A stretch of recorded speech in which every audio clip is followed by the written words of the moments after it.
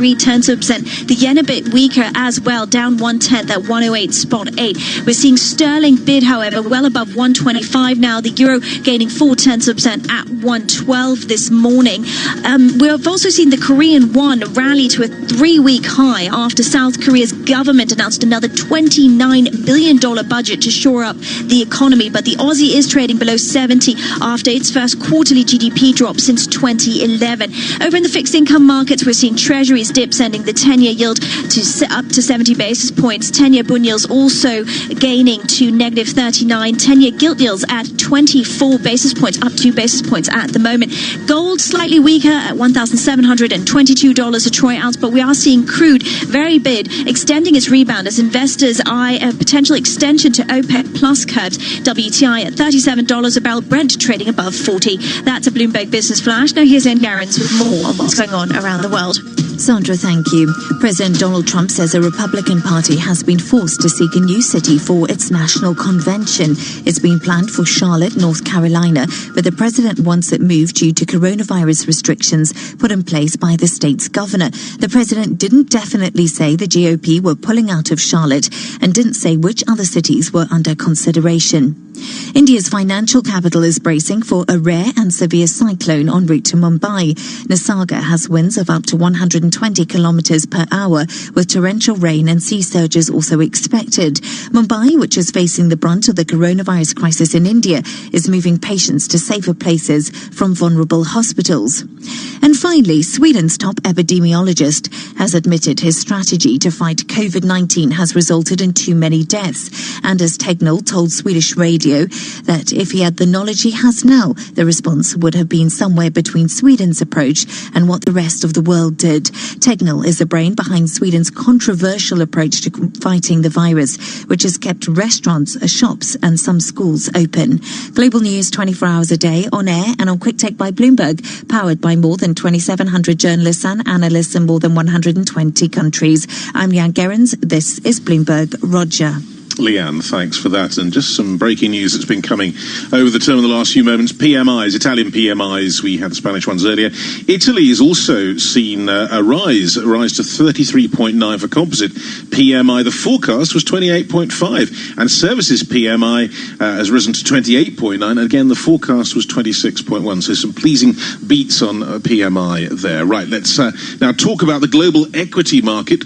It's continued the upward surge this morning as investors focus on fresh stimulus from the likes of South Korea and the reopening of European economies. But this comes even as Germany's much anticipated stimulus has run into some troubles and delays. And also, of course, there are those violent protests continuing across the US. For more, let's bring in Paul Donovan, Global Chief Economist at UBS. Paul, welcome to the programme. Good morning to you and thanks for being with us. Now, you argue that the economic bounce back is rather dependent on keeping fear as low as possible. And yet, you'd think, looking across what's happening, there's quite good reasons for fear.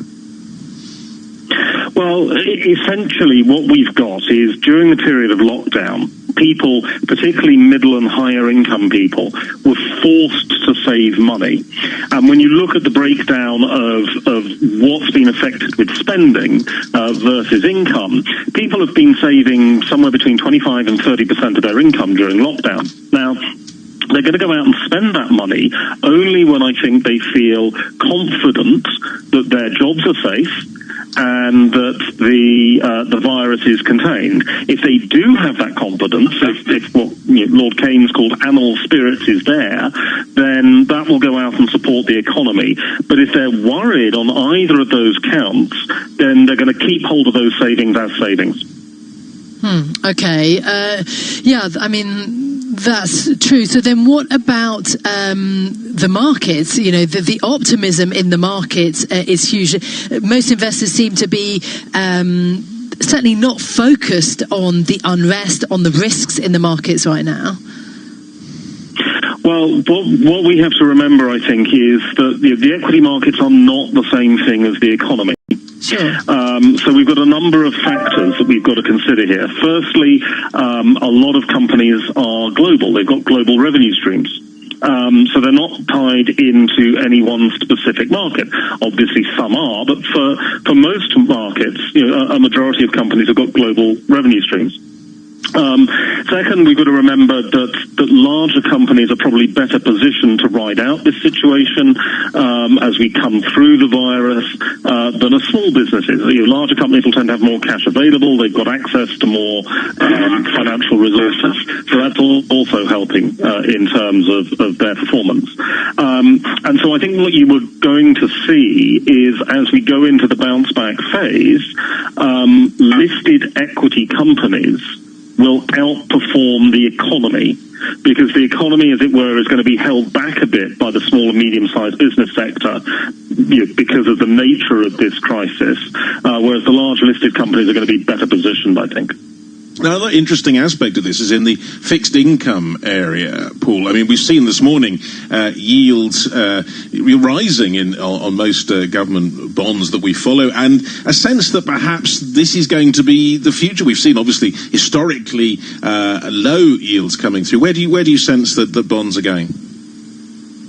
Well, so I think over time, yes, we will probably be seeing higher yields, but and this is a very important caveat, I strongly suspect that the way that governments are going to react to the debt is with financial repression. So that is to say, a tax on savers and financial institutions, but a very discreet tax. You use regulatory powers to force financial institutions into buying government bonds at a lower yield than they would otherwise wish to accept. Now, this happens all the time already. I mean, if you look at bank reserve requirements, that's effectively forcing banks to hold bonds. Now, what this does is it won't stop a rise in yields, because from where we are now, I think this is an extreme position, but it will make sure that yields stay relatively low, and certainly below where an economic model might say they would be. How concerned are you about the hit and the potential for a second wave of coronavirus? I know that we're all sort of cheering and pleased that at least the first phase may be coming to an end, despite the kind of devastation. At least economies are unlocking, right? But what about the fear and the risk, and how you see it in terms of more of the health crisis? Well, we come back to fear. So the virus itself does remarkably little economic damage. What matters is fear of the virus. So when we're talking about a second wave in terms of the virus as a medical problem, that's one issue. But then if we see fear of the virus rising, people changing their behavior, becoming more conservative in terms of spending habits, companies becoming more cautious in terms of investing, that's where the real economic damage comes in. Now, my view is that I think that we're unlikely to see a second wave of fear of the virus coming through. I think that people have not necessarily become used to it, but become perhaps a little desensitized to the incremental news flow. So, yes, if we get a second wave, obviously that would be very bad news, but I don't think that people would necessarily react the way they did the first time. Novelty always has a bigger impact, and we've seen this with other human tragedies in the past on a wide variety of indicators, terrorist attacks, things like that. After the first shock, people adapt. And I think it is worth reminding ourselves that, people are extremely resilient. We always underestimate how well people adapt to changing circumstances. So in a second wave, I think people's fear would be different and probably significantly less, because they have adapted during the course of the first wave. Now, Paul, let me bring you some data breaking across the term in the last few moments. Germany's May services PMI, 32.6. The prelim was 31.4. France May services PMI, 31.1. The preliminary was 29.4. And German unemployment rises by 238,000 instead of an estimate of 190,000 increase. So, I mean, in Europe, we're seeing a lot of contrary data. But briefly, Paul, do you sense that the amount of stimulus, the amount of action by governments that's going on in Europe is going to be enough to turn the corner? So I think it is, yes. I mean, it's almost inevitable we get a third quarter bounce back. I mean, it would take remarkable policy mistakes not to get a third quarter bounce back. We've got these savings, people want to spend, people want to go back to normal. So I think, yes, we're en route, and I think that Europe, through its handling of the labour market, has done a lot to control fear of unemployment. Okay, we shall see whether that continues that way. Paul Donovan, thank you so much for joining us, Global Chief Economist at UBS. Yes, Paul, I think sounding quite positive, Roger, as the markets reflect, really, that after the first shock, perhaps that the pandemic concern will be absorbed by people, by companies. US Stock 600 right now up by 1.1% this morning. Coming up in the next hour of Bloomberg Daybreak Europe, Matt Miller will be joining me here for Daybreak Europe, and we're going to get the latest, of course, on the US protests, and we will also speak to Simon French, the chief economist at Panmure Gordon, get his view. Your virtual quiz team is demanding a rematch, and one more episode just isn't enough. You need loads of data. Get a massive 30 gig for £10 a month from Smarty Mobile. With no speed restrictions, unlimited calls and texts, and a flexible 1-month plan, it's no wonder you Switch awarded Smarty Best Value SIM-Only Network 2020. Search Smarty. Simple, honest mobile. See smarty.co.uk. This is a message from the government about the next stage of controlling coronavirus with NHS Test and Trace. To protect your friends and family, testing and tracing must become a new way of life. If you have symptoms, you need to get a test immediately. Don't leave home for any other reason. If you test positive, we will contact you to trace people who you might have infected. From now on, if you're told you've been exposed to an infected person, you must self-isolate for 14 days. Play your part and do the right thing so we can safely return to a more normal life. Go to nhs.uk or call 119. Stay alert. Control the virus.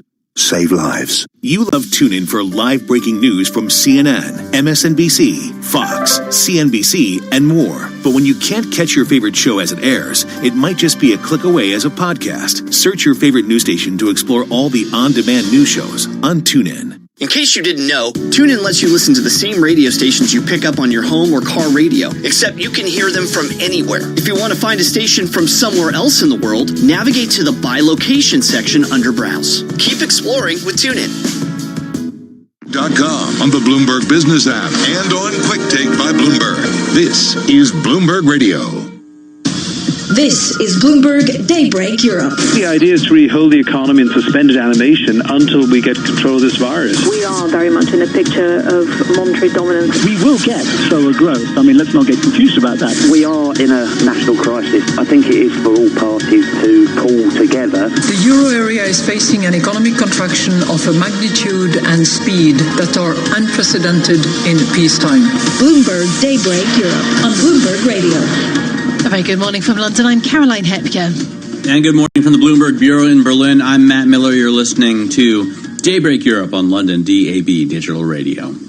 So look, there's no avoiding the big story, of course, Matt, out of the United States. These ongoing protests, 8 days of protests now, police responding aggressively, some solidarity protests across Europe too, and yet the markets are focused on economic recovery and the easing of lockdown measures. Italy, for example, today reopening yet further. US Stock 600 up by 1.2% this morning.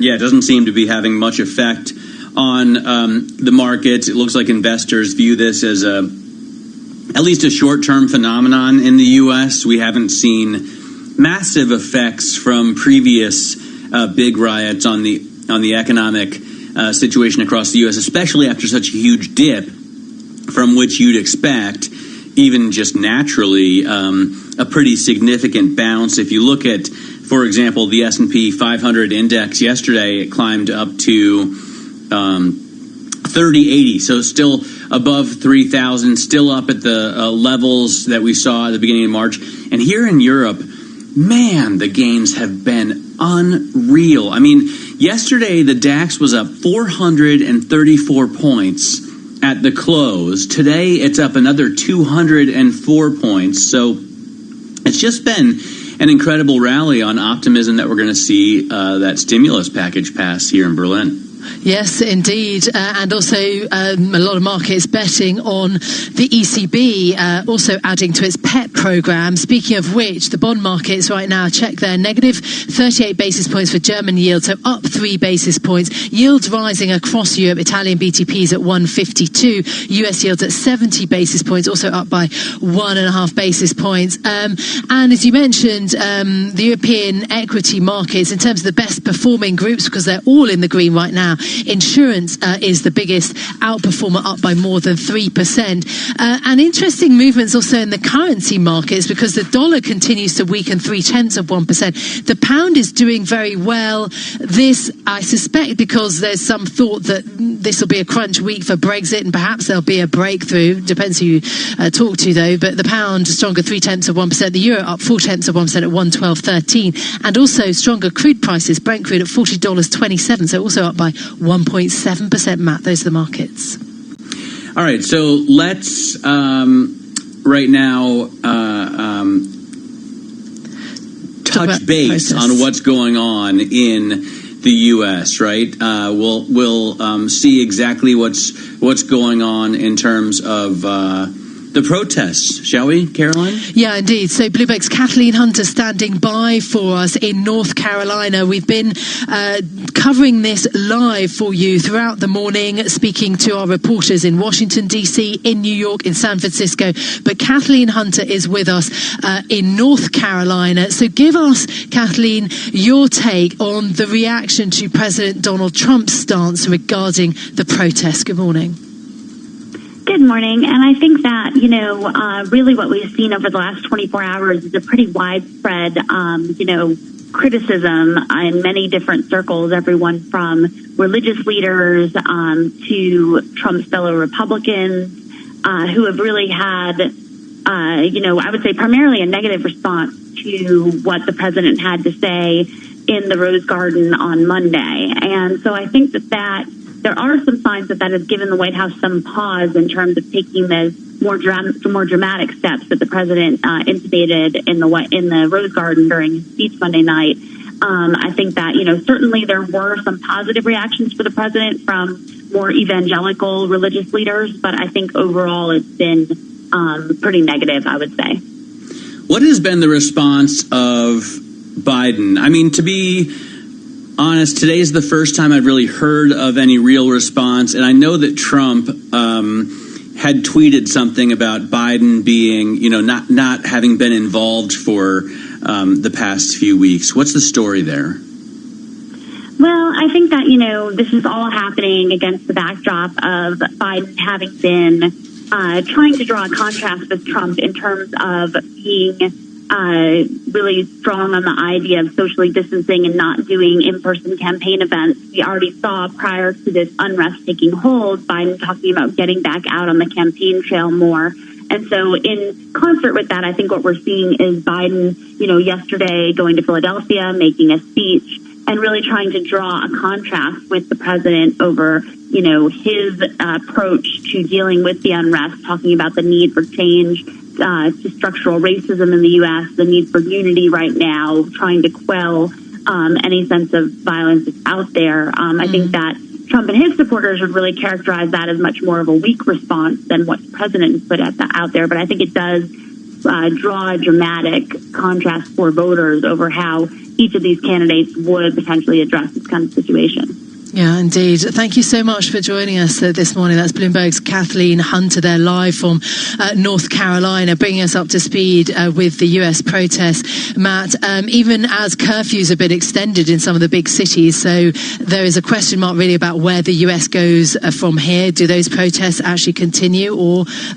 fizzle out at some point? Yeah, I mean, if my life as a U.S. high school student gave me any insight into this, curfews are to be ignored strictly for Americans. I want to get over to Simon French right now. He's the chief economist at Panmure Gordon. And Simon, I've been looking at the past the past reasons that the U.S. has called in the National Guard for things. We really, since the 60s, haven't seen this happen. I mean, George Bush called in the National Guard for the L.A. riots, but it's a first to use the National Guard, at least this century, and yet the markets don't seem to be reacting. Yeah, Matt, it's very difficult to price this event because, as we discussed about an hour ago on Bloomberg TV, it's one of those events where there's so much. There are so many potential angles in which this can take. Yes, there's the near-term economic disruption, and that being, disruptive to corporate earnings. But how do you put that additive on the flux that has already been generated by the lockdown and disruption from COVID-19? And therefore, investors have probably put this in the bucket of, well, we're seeing this extraordinary stimulus from fiscal and monetary authorities. This is another disruption to the US economy. We don't know which direction it'll travel, so we're sticking to our priors that assets are still being bought up at an historically exceptional pace by the Federal Reserve. When it comes to the recovery story, which is what the markets are most focused on, does Europe continue simply to be the laggard versus the US and sort of stuck in between also the rising tensions between the US and China? So I think in terms of the structural growth story that has split investor views on the United States and the Eurozone over the last decade, that COVID-19 will change many things, but it won't change that. The structural growth rate in the US, we think, is about twice the level that of the Eurozone. And while there is huge near-term economic disruption, your positioning for higher growth in the US is still largely unfettered by this. But then there's the second part of your question, which is the timeliness of recovery. Now, on one metric, the less acute spike in unemployment that we've seen in the Eurozone compared to the US should mean that the trough is less severe. But actually the adjustment to new patterns of demand will be harder in Europe. And therefore what you get in the near term in terms of better output, you may squander and are likely to squander in the long term as it takes longer for your economy to adjust to new stages of demand. I wonder what you think about the recovery, considering what we've seen in China. We just got yesterday some indicators, alternative indicators, showing that business activity has recovered to about 85% of what it was pre-COVID-19 crisis. Do you expect to see that in Europe as well in the second half? Yes, and I actually think it's right that you highlight that data because there's so much noise out there in the market, and the PMIs are exceptionally unhelpful at the moment. But the kind of metrics around getting back to 10 to 15, maybe 20 percentage points below pre-COVID levels shows a couple of things. First of all, it shows that households and businesses can incrementally adapt for their activities and their behaviours to social distancing measures. And that over time, that enables them to get closer to, but not up to, pre-COVID output levels, because you're still going to have a balance sheet overhang, a significant balance sheet overhang in both the corporate sector and the public sector. You're also going to have clearly businesses that just can't get through the footfall or the volumes under social distancing measures that they could have done pre those measures. Yeah, absolutely. I'm sure we'll be discussing the fallout from COVID for many more months. Thank you so much, Simon French, for joining us, Chief Economist at Panmure Gordon. Let's get over now to Bloomberg's Roger Hearing, who's got all the latest in world and national news. Hi again, Roger. Hi, Caroline. Now, in the US, Democratic Party donors are pouring money into Joe Biden's election campaign as protests continue to gain momentum across the country. Two fundraisers say President Trump's response to the demonstrations and violence is motivating donors to give even more to support Biden. Biden's fundraising has trailed Trump, whose re-election effort has raised $742 million in the last 16 months. The killing in the US of an unarmed black man by a white police officer is also sparking outrage across sub-Saharan Africa. From Cape Town, Bloomberg's Mike Cohen reports. Protests have been staged in Kenya and Nigeria, and several political leaders have voiced stinging criticism. They include Ghana's President Nana Akufo-Addo, who says black